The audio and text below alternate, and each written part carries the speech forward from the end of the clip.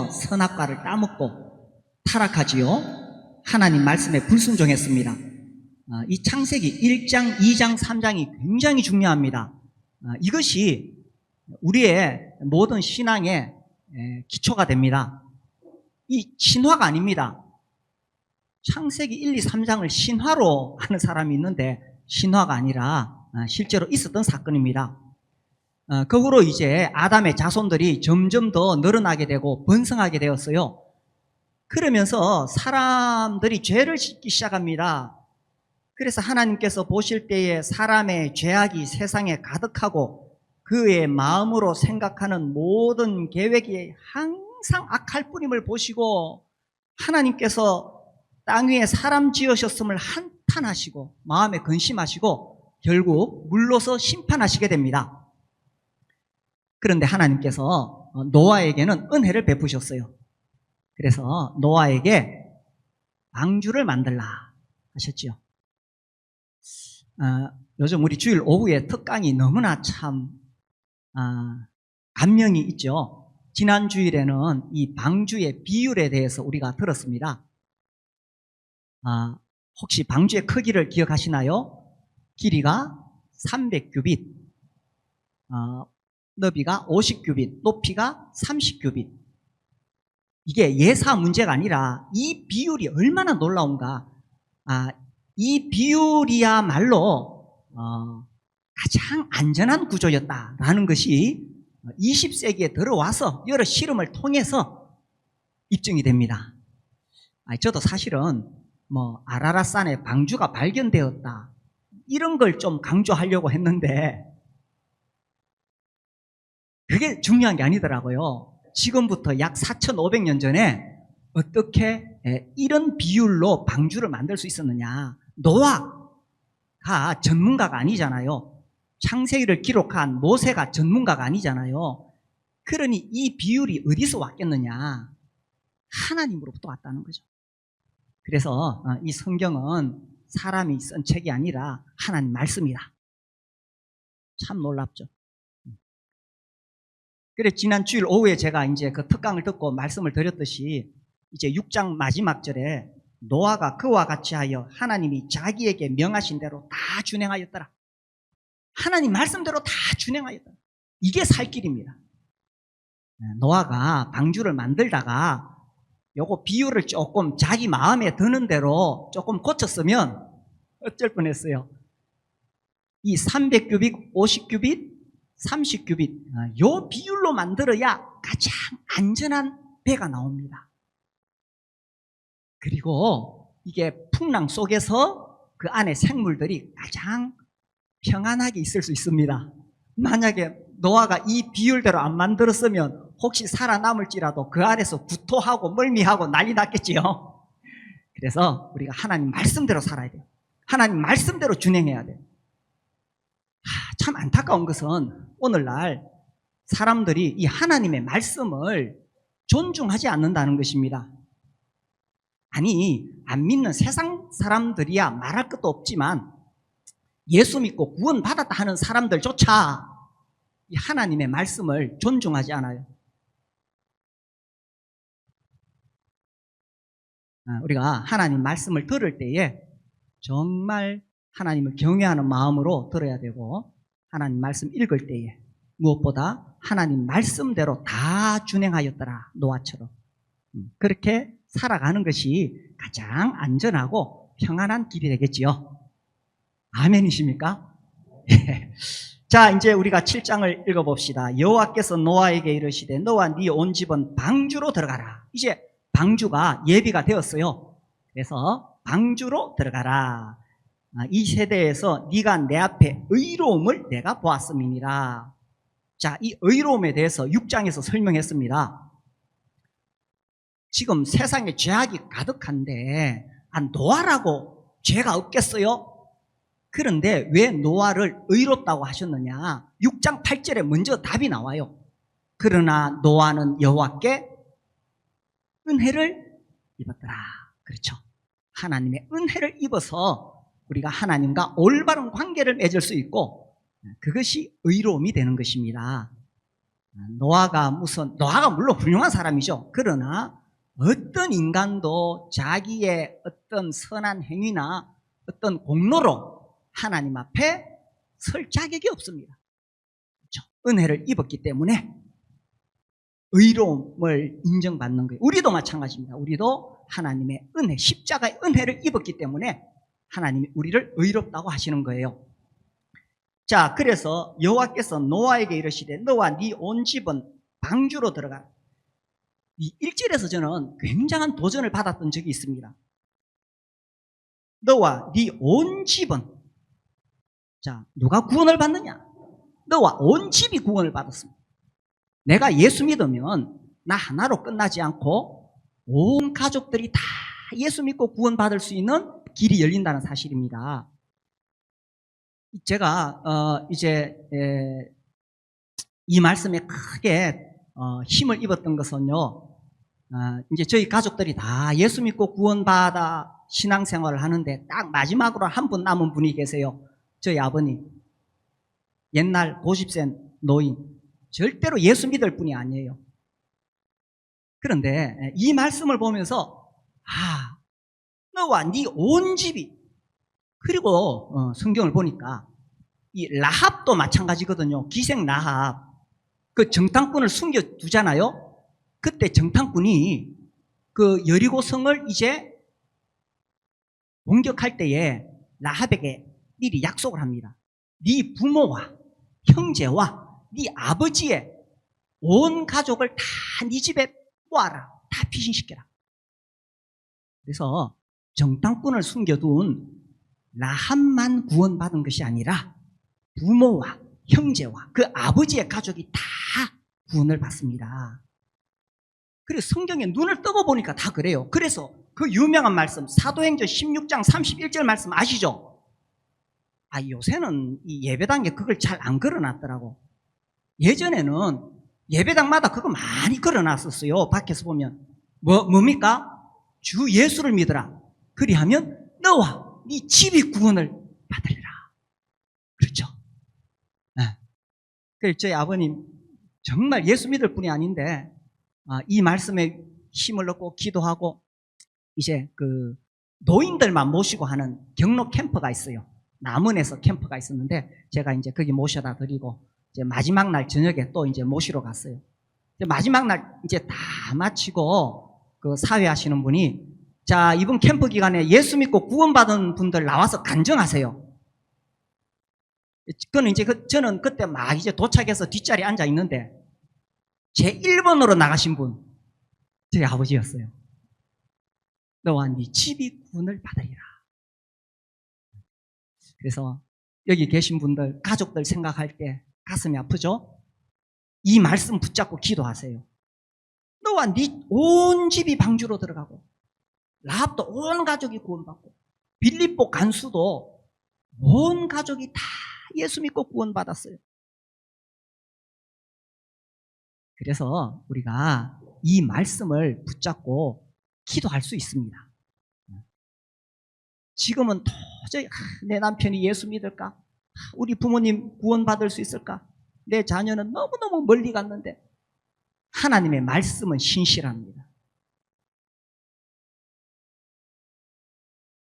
하나님의 말씀을 붙잡고 기도하는 거예요. 우리 가족들이 구원받도록. 우리 교회는 참 좋은 본이 있습니다. 온 가족들이 다 한 교회에 나와서 예배를 드려요. 부모와 형제, 자매, 자녀들까지. 이게 교회의 정말 아름다운 본입니다. 가족들 다 교회 데리고 오세요. 온 가족들이 다 예수 믿고 구원받아서 한 교회에서 함께 예배 드리는 거, 이 최고의 축복이 아니겠어요?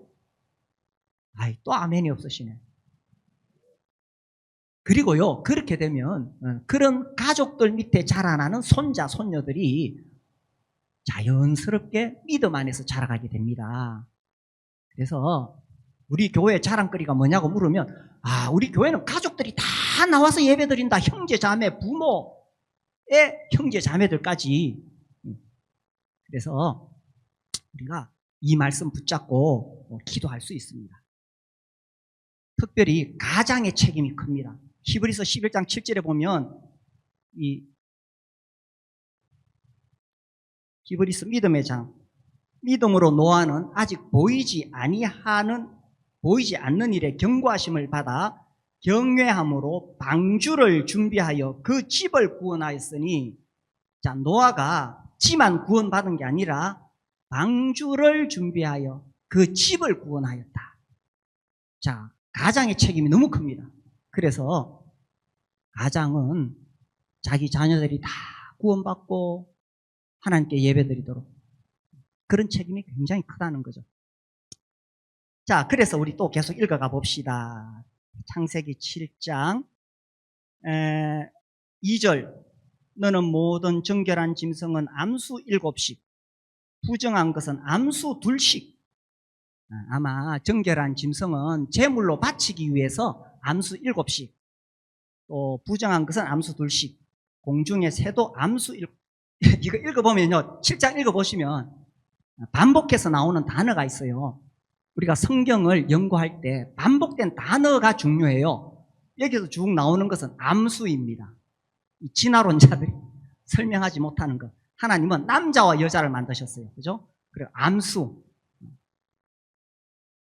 제가 결혼하기 전에 이 말씀을 읽고 또 크게 힘을 얻었습니다.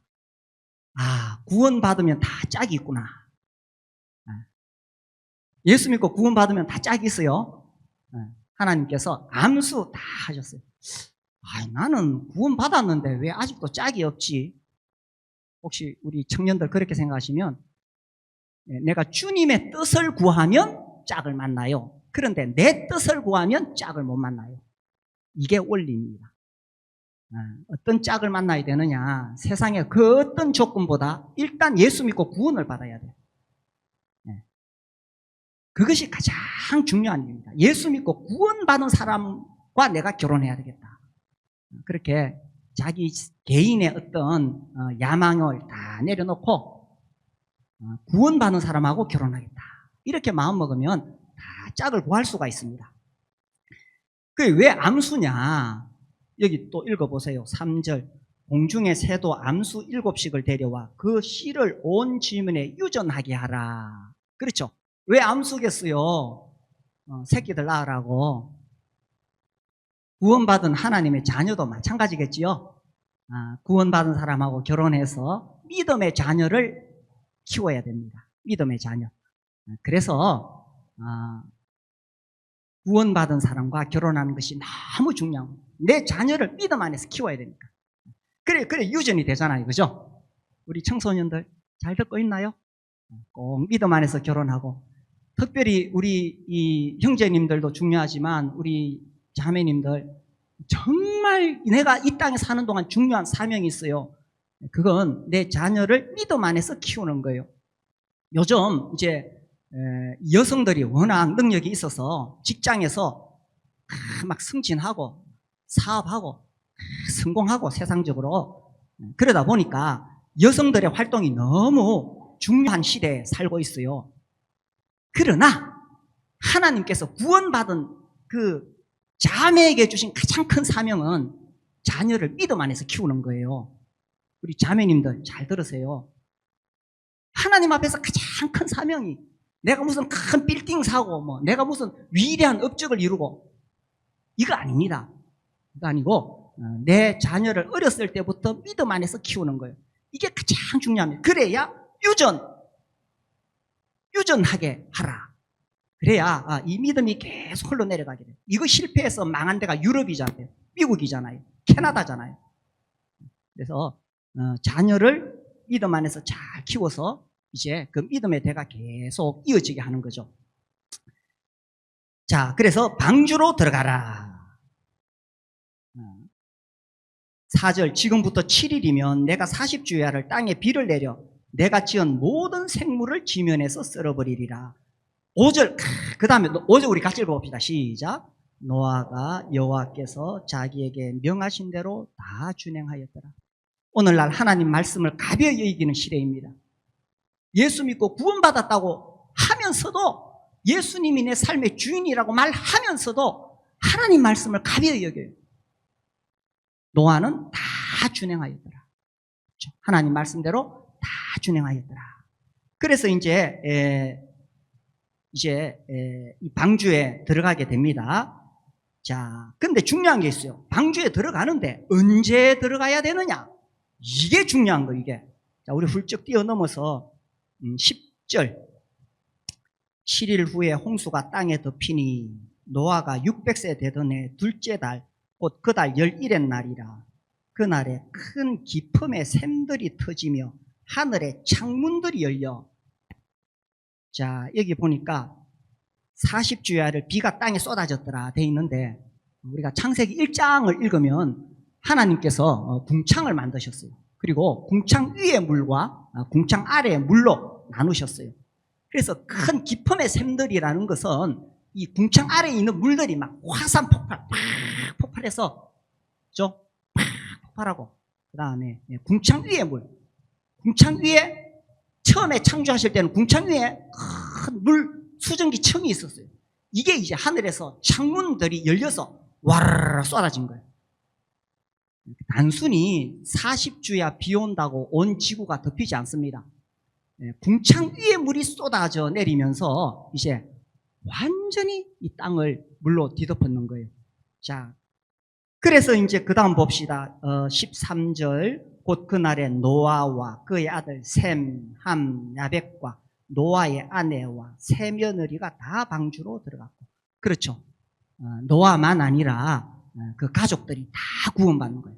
그 가족들이 다 구원받는 거예요. 그래서 우리가 이 말씀 붙잡고 가족들을 위해서 간절히 기도할 수 있습니다. 14절. 그들과 모든 들짐승이 그 종류대로, 모든 가축이 그 종류대로, 포유류, 땅에 기는 모든 것이 그 종류대로, 파충류, 양서류, 모든 새가 그 종류대로, 조류. 15절. 무릇 생명의 기운이 있는 육체가 둘씩 노아에게 나와 방주로 들어갔으니 들어간 것들은 모든 것의 암수라. 제가 대학교 1학년 때 처음으로 이 창조과학 세미나에 가서 들은 적이 있어요. 이제 세미나 끝나고 어떤 학생이 질문을 했습니다. 교수님, 아니 지구상에 있는 그 생물들이 어떻게 그 방주에 다 들어갈 수 있습니까? 그 교수님 이야기가 다 들어갈 수 있대. 그 뒤로 제가 이제 자료를 찾아봤어요. 현재 지구상에 있는 생물이 18,000종 이렇게 분류할 수 있대요. 암수니까 36,000종. 그런데 그동안에 멸종된 생물이 굉장히 많습니다. 과감하게 2배 곱하기 2 하면 72,000종. 그리고 부정한 것은 정결한 것은 7씩 들어가니까 좀 대충 보태서 75,000종, 75,000마리. 근데 이제 이 방주의 크기가 300규빗, 50규빗, 30규빗이잖아요. 요게 이제 축구장보다는 조금 길고, 이제 너비는 그렇지 않지만, 농구장 20배다, 그런 이야기 있는데, 아무튼, 양 12만 5천 마리가 들어갈 수 있다고 합니다. 이제 지구상에 있는 생물들을 평균 크기를 계산하면 양보다 조금 작대요. 그런데 이 방주에 양 12만 5천 마리가 들어갈 수 있는데 7만 5천 마리가 들어가면 60%가 안 된다는 거예요. 충분히 넉넉하다. 곤충 100만 종 다 들어가고, 어류는 안 들어가도 되겠죠. 물고기는. 그래서 충분히 넉넉하다. 그럼요. 이 방주는 충분히 넉넉합니다. 예수 믿고 구원받는 길에 예수님이 누구라도 다 구원하실 수 있도록 넉넉하게 십자가로 우리를 부르고 계신 거지요. 자, 그런데 이제 중요한 것이 있어요. 들어가는데 16절, 우리 16절 같이 한번 읽어봅시다. 시작. 들어간 것들은 모든 것의 암수라. 하나님이 그에게 명하신 대로 들어가매 여호와께서 그를 들여보내고 문을 닫으시니. 누가 문을 닫았습니까? 야, 이 말씀 참 무서운 말씀이죠. 여호와께서 그를 들여보내고 문을 닫으시니라. 자, 하나님께서 문을 닫으시면 더 이상 열 수가 없습니다. 노아가 자기들만 구원받으려고 비밀리에 방주를 만들었겠어요? 이 베드로후서 2장 5절에 보면 옛 세상을 용서치 아니하시고 의를 전파하는 노아와 이렇게 되어 있습니다. 그래서 노아가 그 동네 사람들에게 김서방, 박서방에게 열심히 전했을 것입니다. 이제 하나님께서 물로서 심판하신다. 그러니 빨리 방주에 타야 된다. 의를 전파하는 노아라고 되어 있어요. 그렇게 열심히 전했지만 사람들은 노아의 이야기를 비웃었죠. 마지막 순간에 노아가 이제 방주에 탈 때 얼마나 간절히 전했겠어요. 그러나 마지막 기회를 다 놓쳤습니다. 그 결과 여호와께서 문을 닫으신다. 하나님께서 문을 닫으시면 더 이상 구원의 기회가 끝이 납니다. 오늘 우리 중에 아직도 예수님을 믿지 않는 분이 계신다면 하나님께서 문을 닫으시면 끝이 납니다. 저는 이 말씀 볼 때 마태복음 25장 말씀이 생각납니다. 예수님이 재림하실 때도 마찬가지입니다. 문이 닫히면 끝입니다. 마태복음 25장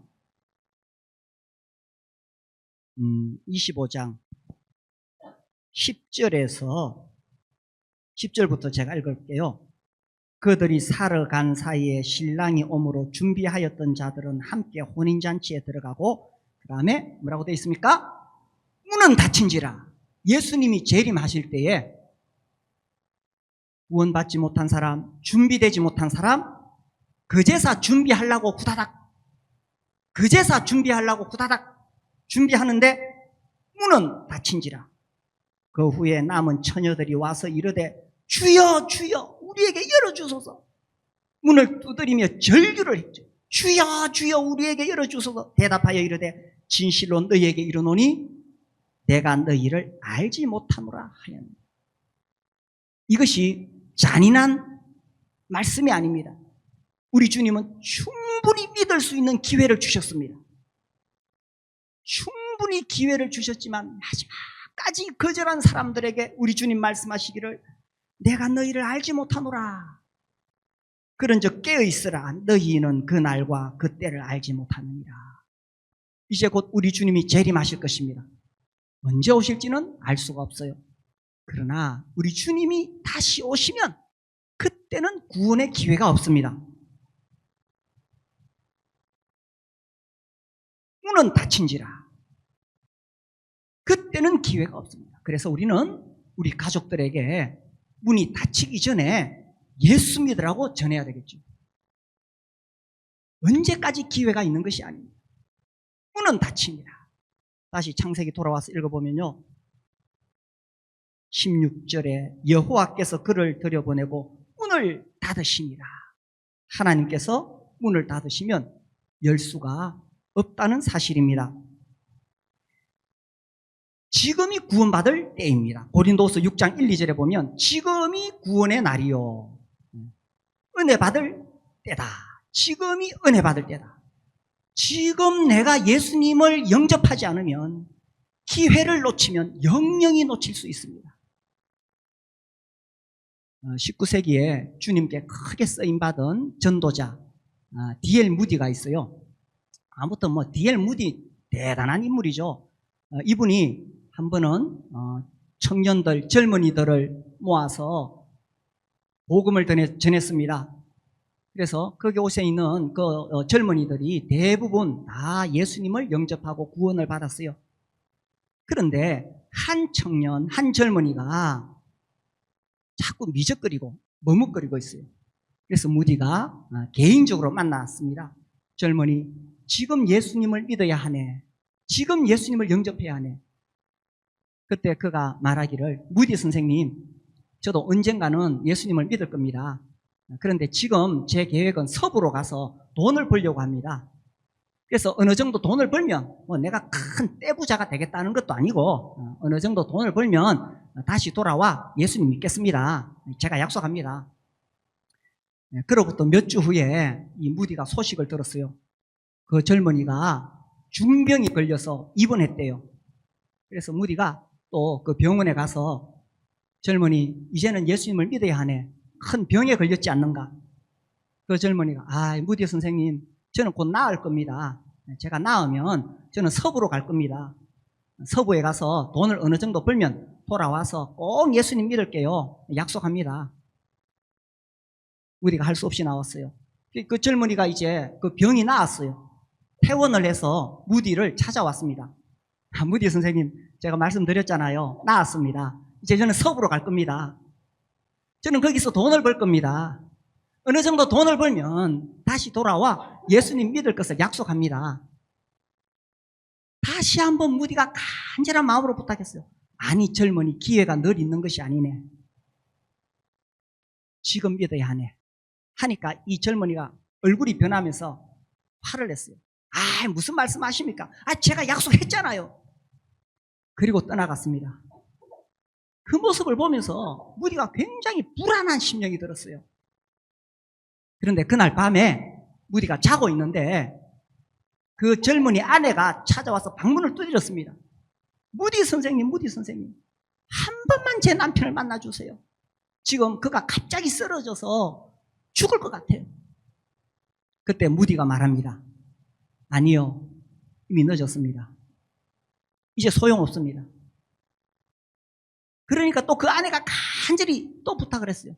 그러니까 이제 전도하는 사람은 또 뭐 가야 되잖아요. 그래서 무디가 갔습니다. 가서 그 젊은이가 누워있는 그 침대 앞에서 간절한 마음으로 어쨌든 정신을 차리게 하려고 간절한 마음으로 다시 한번 권고하는데 그 젊은이는 이미 정신이 오락가락합니다. 그리고 하는 말이 이제 늦었어. 이미 늦었어. 이제 늦었어. 이미 늦었어. 기회를 놓친 거예요. 굉장히 무서운 이야기 아닙니까? 기회를 놓친 거예요. 기회가 있을 때 예수 믿고 구원받아야 돼요. 우리도 기회가 있을 때 내 옆에 있는 사람에게 복음 전해야 돼요. 언젠가 우리 주님이 다시 오시는 날 문은 닫힌지라. 그때는 기회가 없습니다. 문이 닫히기 전에 우리는 전도해야 됩니다. 문이 닫히기 전에 예수 믿고 구원받아야 됩니다. 자, 그래서 이제 심판이 이제 이어지게 됩니다. 우리 계속 읽어보면요. 17절입니다. 17절 홍수가 땅에 40일 동안 계속된지라 물이 많아져 방주가 땅에서 떠올랐고 물이 더 많아져 땅에 넘침에 방주가 물 위에 떠다녔으며 물이 땅에 더욱 넘침에 천하의 높은 산이 다 잠겼더니 천하의 높은 산이 다 잠겼다. 노아시대 대홍수는 일부 지역에서 일어난 것이 아닙니다. 전 지구적인 홍수, 천하의 높은 산이 다 잠기게 됩니다. 20절 물이 불어서 15규빗이나 오르니 산들이 잠긴지라 땅 위에 움직이는 생물이 다 죽었으니 곧 새와 가축과 들짐승과 땅에 기는 모든 것과 모든 사람이라 육지에 있어 그 코에 생명의 기운의 숨이 있는 것은 다 죽었더라. 하나님께서 심판하실 때 예외가 없습니다.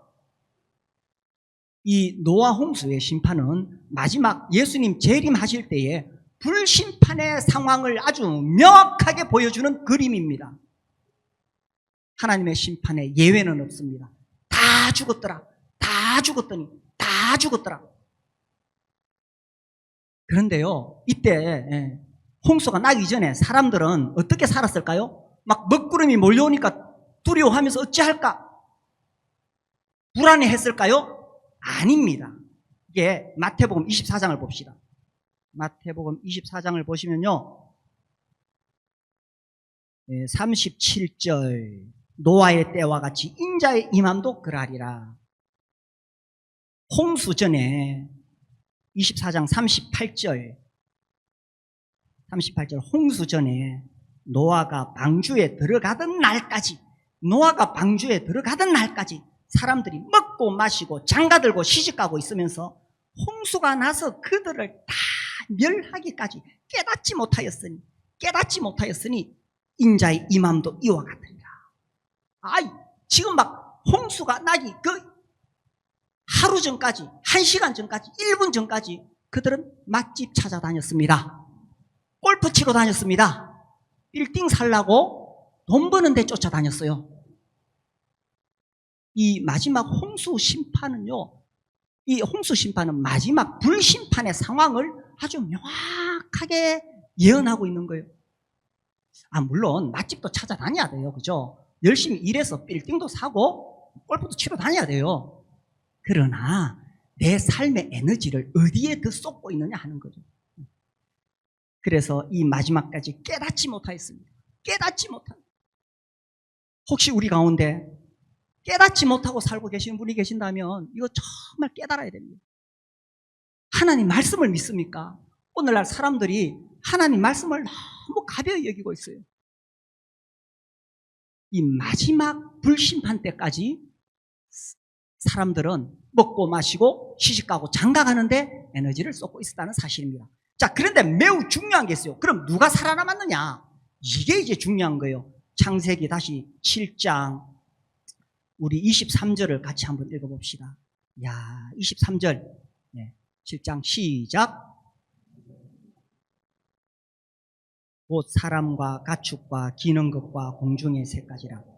이들은 땅에서 썰어버림을 당하였으되 오직 노아와 그와 함께 방주에 있던 자들만 남았더라. 누가 남았어요? 착한 사람 남았어요? 나쁜 사람 다 죽었습니까? 방주에 있던 자들만 남았더라. 방주에 들어간 자들만 남습니다. 여기 짐승을 암수 모을 때에 정결한 짐승도 있고 부정한 짐승도 있었지요. 정결한 짐승만 살아남았습니까? 자, 방주 밖에는 정결한 짐승이 있었어요. 그럼 살아남았습니까? 중요한 게 뭡니까? 방주 안에 있느냐 방주 밖에 있느냐 하는 것입니다. 이건 정말 구원에 대해서 명확하게 우리에게 보여주는 거예요. 그 사람이 얼마나 착한 사람이냐, 아주 인격적이고 예의 바르고, 이거 중요하지 않습니다. 그 사람이 장로다, 집사다, 그거 중요하지 않습니다. 그 사람이 교회에서 봉사를 많이 한다, 교회에서 얼마나 열심히 잘 섬기느냐, 그거 중요하지 않습니다. 중요한 것은 방주 안에 있느냐 방주 밖에 있느냐. 방주 안에 있다는 것은 참으로 예수 그리스도의 십자가 보혈의 능력으로 죄사함 받아 구원받은 사람이죠. 예수 그리스도 안에 있는 사람은 구원을 받을 것이요, 예수 그리스도 밖에 있는 사람은 아무리 그가 선하고 착하고 훌륭한 사람, 사회적으로 지위가 높아, 아주 능력이 있어, 돈도 많아, 교회에서 장로야, 아무 소용없습니다. 아무 소용이 없습니다. 그리스도 예수 안에 있느냐 없느냐 그 차이입니다. 방주 안에 있으면 홍수 심판에서 살아남고, 방주 밖에 있으면 아무리 훌륭해도 다 죽었더라. 다 죽었더라. 그러나 부정한 짐승도 방주 안에 있으면 살아남는 거예요. 비록 못나고 예의도 없고 세상에 별 볼 일 없어도 예수 그리스도 안에 있으면 구원받은 거예요. 우리가 한 교회 안에 있다 보니까, 그죠? 우리 교회가 20년 넘다 보니까, 이제 살아오다 보니까 좋은 거 안 좋은 거 다 봤어요. 허물도 있고 약점도 있고. 그래도 예수 믿고 구원받은 사람은 구원받은 거예요. 저 교회 안 다니는 사람 중에서도 인격적이고 훌륭한 사람 많아요. 그러나 예수님 피의 능력 입지 못하고 구원 안 받았으면 마지막 심판에서 살아남지 못한다는 사실입니다. 중요한 것은 방주 안에 있느냐 밖에 있느냐. 그래서 우리에게 두 가지 질문이 있어요. 첫 번째는 자기 자신을 돌아봐야 됩니다. 내가 방주 안에 있느냐 방주 밖에 있느냐. 내가 아무리 잘나고 똑똑하고 훌륭해도 그리스도 안에 있지 않으면 버리운 자입니다. 그러나 참 내 성질이 더러워. 오늘도 부부싸움하고 나왔어. 보혈의 능력으로 구원받은 사람, 그리스도 안에 있는 사람은 구원받은 거예요. 이것이 얼마나 놀라운 은혜입니까? 나 같은 사람도 예수님 영접하면, 예수 안에 있으면 구원받은 거예요. 나 같은 죄인 살리신 그 은혜 놀라워. 그래서 우리가 계속 그 찬송하는 거예요. 그리스도 안에 있으면 구원받는 것입니다. 첫 번째 질문, 나는 그리스도 안에 있는가? 혹 아직까지 예수님 영접하지 못하고 그리스도 밖에 있다면, 방주 밖에 있다면 문이 닫히기 전에 예수님을 영접하셔야 됩니다. 문이 닫히면 그때는 기회가 없습니다. 지금이 기회입니다. 지금. 나를 위해 피 흘려 십자가에 죽으시고 내 모든 죄를 사하여 주신 예수 그리스도, 그분을 나의 주와 구세주로 내가 모셔드립니다. 지금이 기회입니다. D.L. 무디가 그렇게 붙잡고 애를 썼는데 그 마지막 기회를 놓친 사람은 영원히 버림받았습니다. 지금이 기회입니다. 두 번째 질문은, 그렇다면 나는 무엇을 위해 살고 있느냐? 나는 주님이 주신 사명을 위해 살고 있느냐 하는 것입니다. 빌딩 사하고 맛집 찾아다니고 골프 치는데 내 에너지를 다 쏟고 있느냐? 물론 빌딩도 사야 돼요. 맛집도 찾아다니고 골프도 치세요.